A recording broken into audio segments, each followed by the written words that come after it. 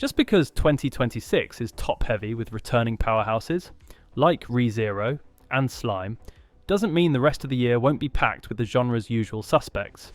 In the shadow of these titans, we have 14 additional Isekai sequels, fighting to reclaim their spot in the spotlight. Some are massive cinematic events, others are long-awaited redemptions, but together they serve as a reminder of what the genre's normal actually looks like. That said, with Mushoku Tensei Season 3 leading the charge as this year's most anticipated Isekai return, we're finally hitting the moment that changes the entire trajectory of Rudius's life. Now, I know that wasn't enough, so that time I got reincarnated as a slime is taking things to a ridiculous level. Not only are we getting the Tears of the Azure Sea movie this month, but Season 4 was just confirmed for a massive 5-core run.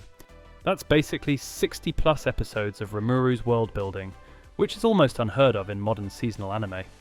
While some series are expanding into massive episode runs, others are taking the quality over quantity route by heading straight to the big screen.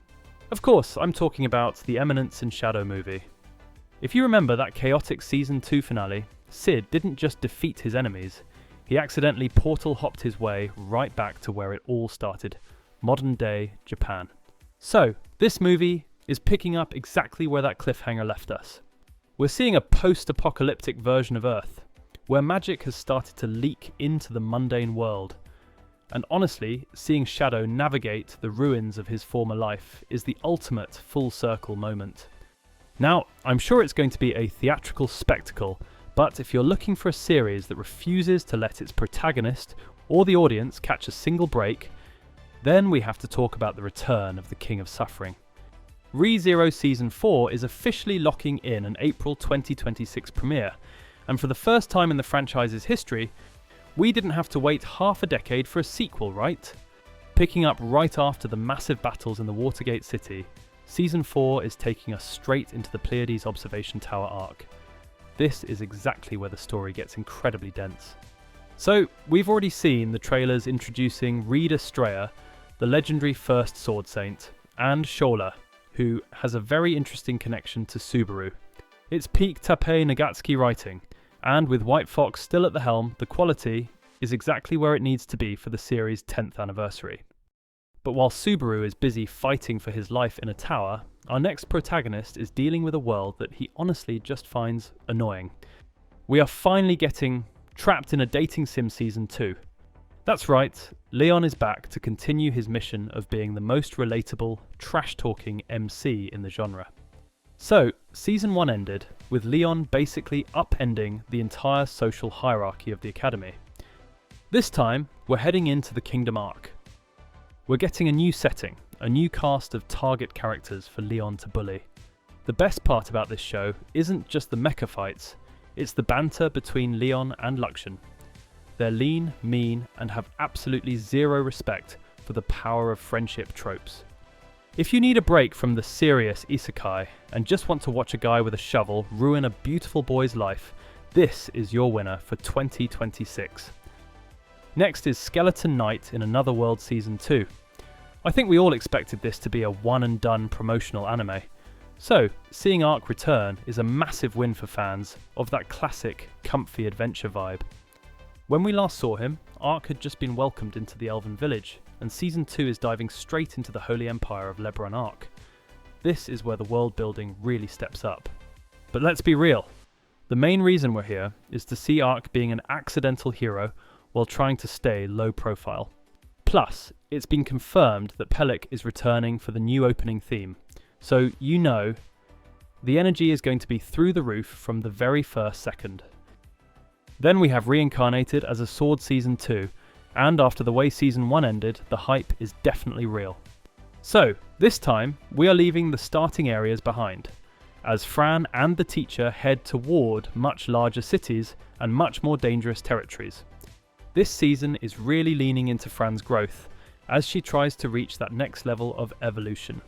And the early teasers show that the animation for her combat is looking sharper and more fluid than ever. So, expect the world to open up a lot more this time around. Now, if you want to trade the battlefield for a royal court, or in this case, a demon school, and a protagonist who's fighting a very different kind of war, we have Welcome to Demon School Season 4. It feels like forever since the Harvest Festival ended, right? But April is bringing the Misfit class back into the spotlight.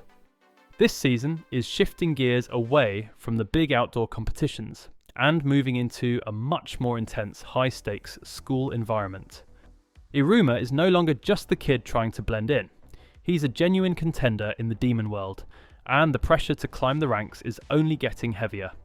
Expect more of that signature, vibrant animation and the hilarious group dynamic that makes this show feel like a found family masterpiece.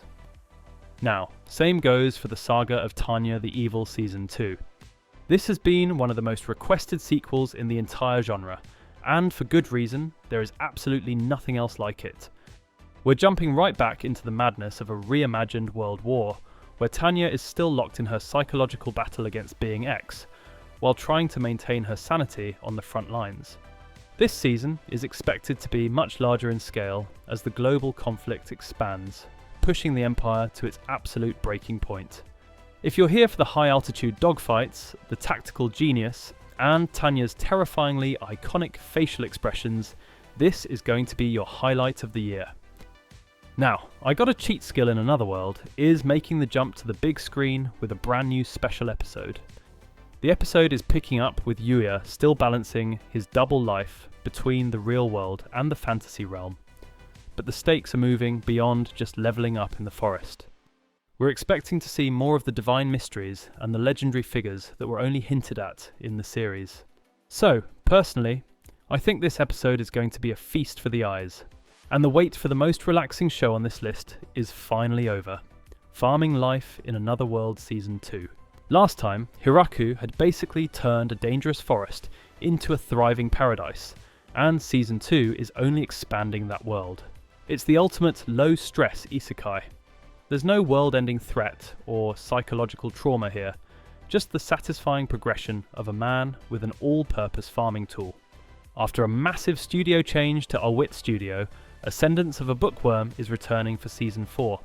Now, we're leaving the lower city behind as Mine begins her new life as Rosamine, the adopted daughter of the Archduke. So, expect much higher production values this time around. That means new character designs. The focus is shifting toward noble politics and the actual creation of a printing industry. It's slow burn storytelling at its absolute best.